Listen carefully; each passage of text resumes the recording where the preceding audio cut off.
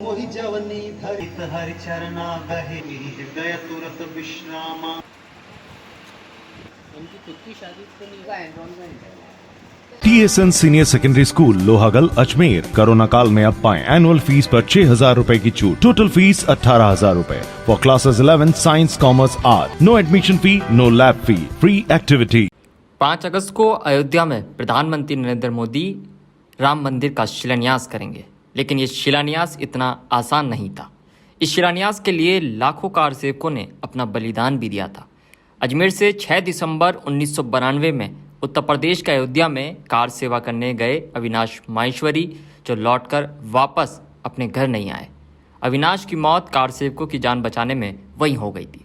अजमेर से अविनाश सहित 28 युवा कार सेवकों की टीम के साथ अयोध्या गए थे। अविनाश को वहां मेडिकल की जिम्मेदारी दी गई थी। घायल एवं बीमारों को वह चिकित्सा दिलवाने का काम कर रहे थे। 6 दिसंबर 1992 की शाम अयोध्या के टेढ़ा बाजार क्षेत्र में जब कुछ असामाजिक तत्वों की ओर से पेट्रोल बम कार सेवकों पर फेंका गया था, तभी अविनाश भी घायल हो गए थे और तब अयोध्या से फैजाबाद ले जाते समय उनकी मृत्यु हो गई। मगर अब राम मंदिर का निर्माण प्रारंभ हो रहा है। अयोध्या से लेकर पूरे देश में जश्न का माहौल है, तो कार सेवकों के परिवार में भी अपने बच्चों की शहादत को याद किया जा रहा है। मंगलवार को अविनाश के प्रेमनगर फायसागर रोड स्थित आवास पर सुबह से ही रामायण का पाठ किया जा रहा है। आपको बता दें कि अजमेर में भगवानगंज इलाके में शहीद अविनाश माहेश्वरी के नाम से सीनियर हायर सेकेंडरी स्कूल का संचालन किया जा रहा है, जो वर्ष 1993 से अविनाश की स्मृति में तैयार किया गया है। इस स्कूल के भवन निर्माण में माणकचंद माहेश्वरी ने आर्थिक सहयोग दिया है। स्कूल की शुरुआत 28 विद्यार्थियों से हुई थी और आज करीब 650 विद्यार्थी यहाँ पर अपनी पढ़ाई करते हैं। भाई 28 नवंबर को जब यह आंदोलन चला था, उसमें अडवाणी जी रथ यात्रा लेके निकले थे, तो सभी जगह जोश था। तो ये भी आरएसएस से जुड़ा हुआ था, हम लोग सभी आरएसएस से जुड़े हुए हैं, तो इसकी भी बनी मन में उत्कंठा थी कि भाई मैं भी जाऊं। तो अपने दोस्तों से बात की होगी, तो उसने अपने मम्मी से पूछा पहले, तो इन्होंने मना कर दिया कि वहाँ नहीं जाना। फिर मेरे से पूछा, मैं वो हॉस्पिटल में था उसमें, तो उसने कहा भाई कि पापा मैं जाना चाहता हूँ। मैंने कहा तेरी मम्मी ने क्या कहा कि वो मना कर रही है। मैंने कहा मम्मी मना कर रही है तो मत जाओ। तो पापा मैं जाऊँगा तो सही, आप दोनों मना करोगे तो ही जाऊँगा। मैंने कहा नहीं, फिर जाना है तो हम परमिशन देते हैं, तुम्हें जाओ। तो जितेंद्र जी बहल करके अपने आरएसएस के हैं, वो 28 बंदे कार सेवक उनके साथ गए, उनके साथ ये भी था। और ट्रेन से रवाना हुए और उसके बाद हमारे पास तो कोई समाचार आया नहीं। उसकी दीदी के पास ज़रूर पत्र आया, इसका 30 तारीख का हैप्पी बर्थडे था, 30 नवंबर का। तो वहीं से उसने चिट्ठी लिखी होगी हैप्पी बर्थडे विश करने के लिए कि दीदी मैं बिल्कुल ठीक हूँ और जल्दी वापस आ जाऊँगा, तुम चिंता मत करना। क्यों मोबाइल तो थे नहीं उसमें, तो कोई बात होती नहीं थी, हमें कोई उसकी सूचना नहीं थी भी क्या हुआ क्या नहीं। मैंने कहा जितेंद्र जी के साथ गया और उसका दोस्त साथ में है। तो 6 तारीख को जब टीवी पे पड़ा भाई वो बाबरी मस्जिद को गिरा दिया है, ठीक है, अच्छी बात है, खुशी हुई। 7 तारीख को सुबह 5 बजे करीबन मेरे पास मेरे एक दोस्त का फ़ोन आया, फ़ोन नहीं वो खुद ही आए थे, फ़ोन तो थे नहीं उसमें, कि भैया जी अपन कार्यालय चलेंगे। मैंने कहा क्यों? कि इस तरह की घटना हुई है, कोई ना कोई अपना अजमेर का। तो उसका भाई भी था छोटा और मैं भी था, मेरे भी बच्चा था, तो हम दोनों गए कार्यालय, आरएसएस कार्यालय। तो वहाँ हमने मालूम किया, तो उनका नहीं अभी कोई पुख्ता समाचार नहीं है, जैसे भी पुख्ता समाचार होंगे आपको। हालांकि गुमराह किया उन्होंने, बताना नहीं चाहा उन्होंने, लेकिन हमें फिर बाद में मालूम पड़ गया था भाई अपना ही बच्चा है। और उसके बाद में पहले ये था भाई पूरे हिंदुस्तान में कर्फ्यू लगा हुआ है, डेड बॉडी को लाना बहुत असंभव है। कार्यालय से फ़ोन आया था कि भाई आप लोगों को अयोध्या जाना पड़ेगा, व्यवस्था करेंगे हम। मैंने कहा ठीक है अयोध्या जाएंगे। मैंने कहा हम पति पत्नी दोनों, हमारे बेटी जवाई चारों चले जाएंगे अयोध्या। बाद में जितेंद्र जी बहल जो है, उनको मैं हृदय से बहुत बड़ा आभारी हूँ उनका। उन्होंने प्रयास किया, बहुत प्रयास किया, और एक कोई एम्बुलेंस गुजरात में कोई घटना हुई, इसी तरह शहीद हुआ था, उसको लेके आ रहे थे। 6 तारीख को जब टीवी पे पड़ा भाई वो बाबरी मस्जिद को गिरा दिया है, तो 6 तारीख को सुबह 5 बजे करीबन मेरे पास मेरे एक दोस्त का फ़ोन आया, फ़ोन नहीं वो खुद ही आए थे, फ़ोन थे नहीं उसमें, कि भैया जी अपन कार्यालय चलेंगे। मैंने कहा क्यों? कि इस तरह की घटना हुई है, कोई ना कोई अपना अजमेर का। तो उन्होंने कहा जी ये कर्फ्यू का भी है, हमारी भी एक अजमेर की शहीद है बच्चा, तो आपका भी साथ रहेगा और मैं भी, हमारा भी साथ रहेगा, तो थोड़ी इस कर्फ्यू के दौरान आपको भी सुविधा रहेगी, तो अपन हमारी भी बूढ़ी बच्चे को उसके साथ ही ले लो। तो दोनों को उसको लेके आए थे। करीबन मेरे को जहाँ तक ध्यान है 8 या 9 तारीख की सुबह होनी चाहिए। अपने एसडीएम साहब आए थे घर पे, वो कह रहे थे जी वो बच्चा आ रहे हैं। 1 बजे करीबन आए थे वो मेरे पास, नहीं उसके पहले आ गए थे 9 बजे कि इस तरह की बात है, वो लेके आ रहे हैं, तो आपको चलना पड़ेगा, आपको बच्चे को पहचानना पड़ेगा कि बच्चा आपका ही है क्या, तो मैं आपके पास आऊँगा जब भी बूढ़ी यहाँ पहुँच जाएगी। तो करीबन 1 बजे के करीबन, मेरे को जहाँ तक ध्यान है 1 बजे के करीबन वो लोग एसडीएम साहब आए थे और कहा आप चलो। तो 3-4 गाड़ियों में हम गए थे।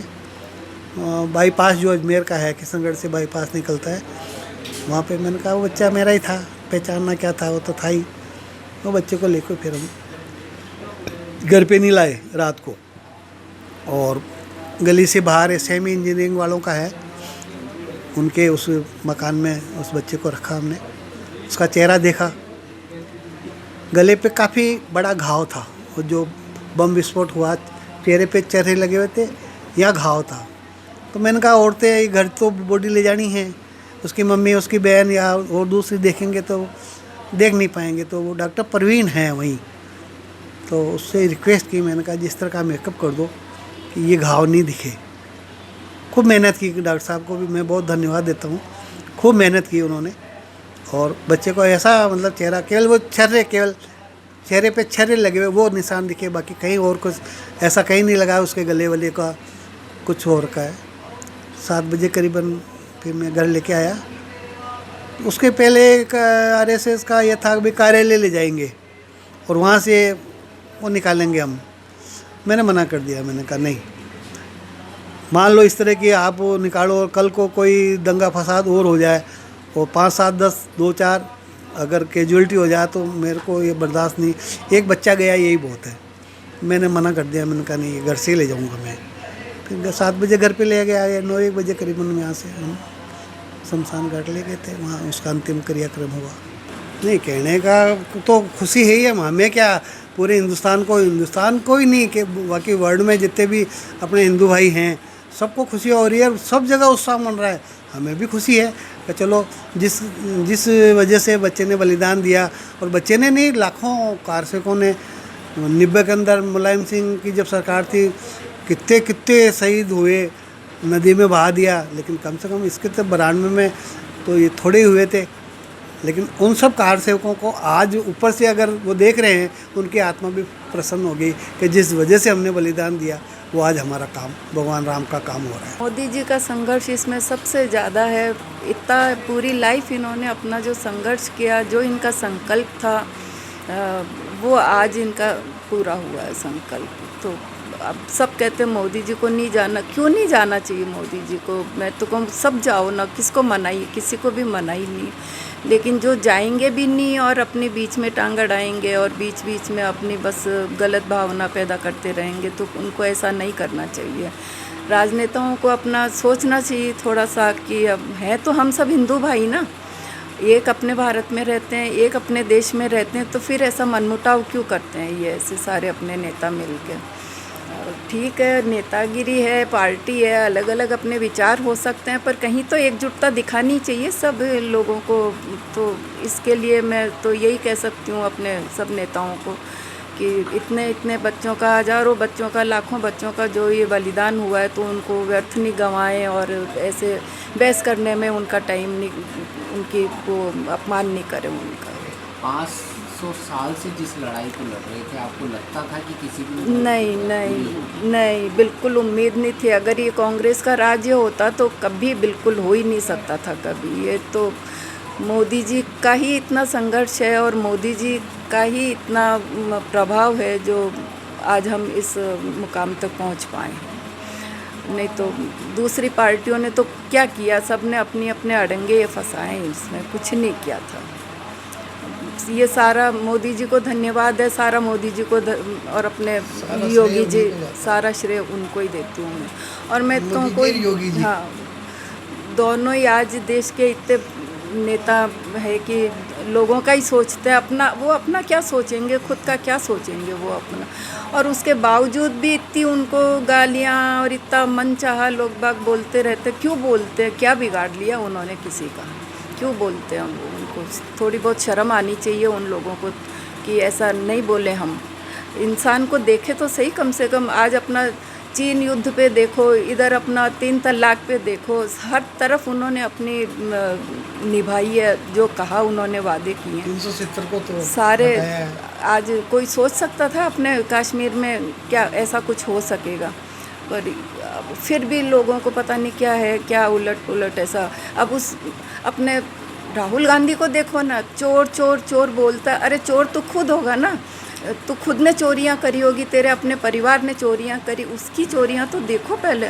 खुद की चोरियां नहीं दिखती है, तेरे बाप दादा से चोरियां शुरू हुई उसमें तूने वो नहीं दिखता है तेरे को।